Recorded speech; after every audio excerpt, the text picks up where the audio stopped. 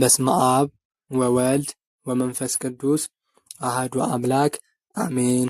ውድ የክርስቶስ ቤተሰቦች ሁላችሁም በያላችሁበት የክርስቶስ ሰላም ከእናንተ ጋር ይሁን።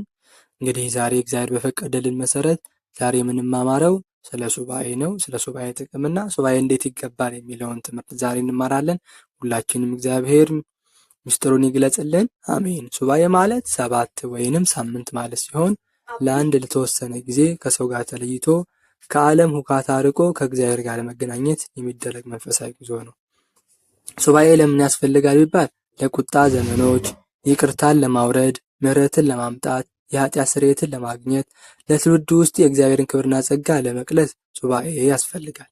የሱባኤ ዓላማውስ ምንድን ነው ብንል ሱባኤ የጠፋብን ንጽሕና ለመመለስ፣ በሕይወታችን የጎደለውን ነገር ለመመለስ፣ የእግዚአብሔርን ፍቃድ ለመጠየቅ፣ ለትዳር ሊሆን ይችላል፣ በሕይወታችን የጎደለ ነገር ሊሆን ይችላል።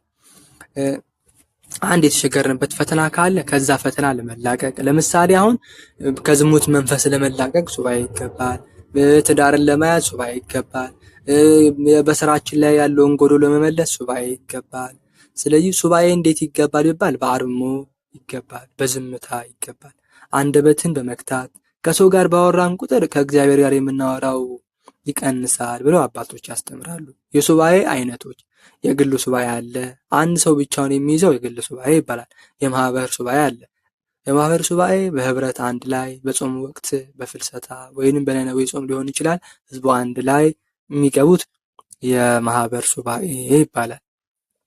በሉቃስ 2:30 ላይ ስለ ስምዖን ስለ ክርስቶስ መገለጥ ሲናገር ዓይኖቼ በሰዎች ሁሉ ፊት ያዘጋጀውን ማዳንን አይተዋልና አለ።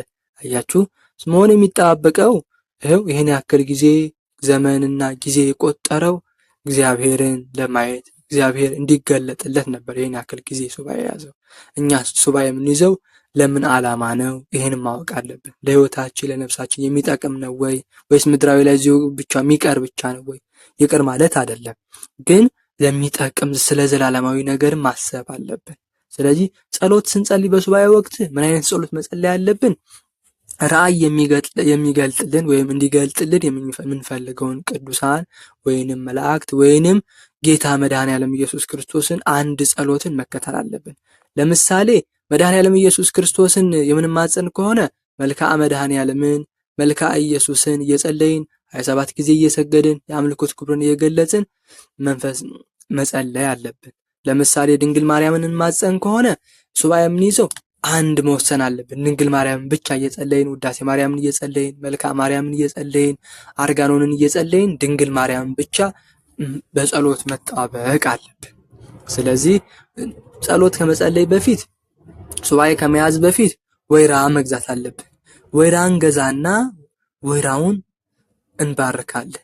መንፈስህን አሳድር ብለን ወይራው ላይ ጸሎት እናደርጋለን። ለምሳሌ ጸሎት ስንጸልይ ወይራው ላይ የዮሐንስ ወንጌል ምዕራፍ 1ን ቃል ሥጋ ሆነ ጸጋና እውነትን ተመላ የሚለውን እሱን እንጸልያለን። ሉቃስ 2 ላይ ደግሞ ስለ ስምዖን ስለ እግዚአብሔር መገለጥ ያየውን እሱን እንጸልያለን ወይራው ጋር። ስለ ዮሐንስ 3 ኒቆዲሞስ ደግሞ ስለ ኒቆዲሞስ ስለ እግዚአብሔር ኃይል የገለጠውን እሱን እንጸልያለን።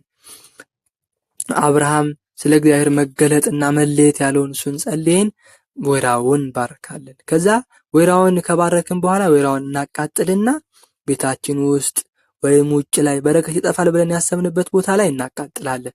ነዶ ካለቀ በኋላ አመዱን የወይራውን አመድ በሱባኤ በምንይዝበት በምንተኛበት አንሶላ ላይ ወይም ብርድ ልብስ ላይ በምንተኛበት ላይ እንነሰንሳለን። እዛው ላይ የነሰነስንበት ቦታ ላይ እዛው ላይ እንተኛለን፣ እዛው ላይ እንሰግዳለን። አየን፣ ሱባኤው እስክንጨርስ ድረስ ያን ያነጠፍነው አንሶላ ወይም ብርድ ልብስ አይራገፍም ወይም አይነሳም። ይኸው እዛው ላይ እየተኛን ነው፣ እዛው ላይ እየጸለይን ነው፣ እዛው ላይ እየሰገድን የእግዚአብሔርን ራእይ እንጠብቃለን። ቅዱስ ቁርባን እየወሰድን እዛው ላይ እግዚአብሔርን ራእይ መጠበቅ አለብን። በዛ ጊዜ ይሄን መንፈሳዊ ተግባራት ስናደርግ መንፈሱ ከባህሪያችን ተዋህዶ የነበረ መንፈስ ካለኛ ጋር ያደፈጠ መንፈስ ካለ የሚያጠቃን ክፉ የሚያሰራን ኃጢአትን የሚያሰራን ካለ እንደ እሳት ይቃጠላል፣ ሰውነታችን ይግላል፣ ይነዳል። በዛ ጊዜ በጣም መንፈሱ ይበሳጫል። በዚያ ውስጥ ራእያችንን እንዳይከለክል መንፈሱን ማሰርና መገሰጽ በመቁጠሪያ መቀጥቀጥ ያስፈልገናል። ለዛ ነው የንስሐ የምህረት ልመናን እየሰገድን ክፉ መናፍስትን ማሰር አለብን። ራእይን እንዳያስር እግዚአብሔር ሆይ ኃይልህን ግለጥልን እያልን በየሶስት ሰዓቱ ጸሎት እየጸለይን እየሰገድን ከቻልን ቅዱስ ቁርባን እየተቀበልን ክፉ መናፍስትን ራእያችን እንዳይከለክል ክፉ መናፍስትን ማሰርና መገሰጽ አለብን። ስለዚህ መንፈሱ የድበታ መንፈስ እንዳያሳድርብን በዛ ጊዜ መቀጥቀጥ ያስፈልጋል።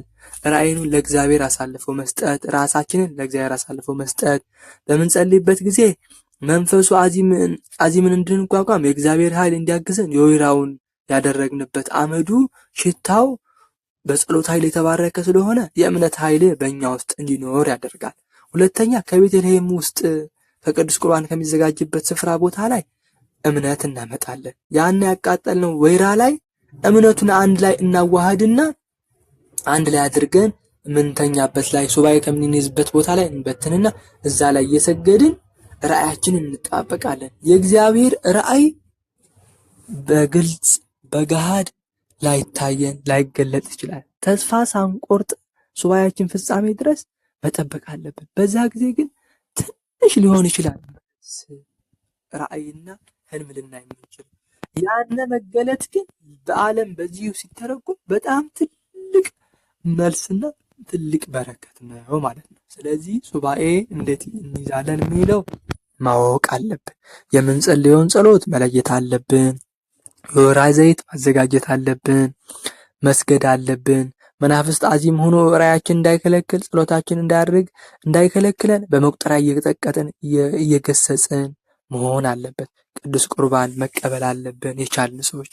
ይህን ያልቻልን ግን ባለንበት ቦታ ላይ የጸሎት ቦታችን ላይ አስተካክለን አሁን ብዙ በአረብ ሀገር ያሉ ሴቶች በውጭ ሀገር ያሉ ሰዎች አሁን ቦታ ላይ መቻቸው ስለሚችል ባሉበት ቦታ ላይ በዛች ላይ ጸሎት ቦታቸውን አዘጋጅተው የሚበሉትን አዘጋጅተው እየጸለዩ እየሰገዱ ዕጣን ካገኙ ዕጣን ወይራ ካገኙ ወይራ እሱን አድርገው የሚተኙበት ሱባኤ የሚይዙበት ቦታ ላይ ያነ ላይ ይበትኑትና እዛ ላይ እየሰገዱ እዛ ላይ እየተኙ እዛ ላይ እየተነሱ እግዚአብሔርን መጣበቅና ችግራቸውን ለእግዚአብሔር በሱባኤ መልክ መናገር ይችላሉ ማለት ነው። ስለዚህ ሁላችሁም የክርስቶስ ቤተሰቦች እግዚአብሔር ይስጥልኝ። ትምህርቴን ጨርሻለሁ። ሁላችሁም ቤተሰብ የሆናችሁ አበረታቱኝ። አመሰግናለሁ። እግዚአብሔር ይስጥልኝ። አሜን።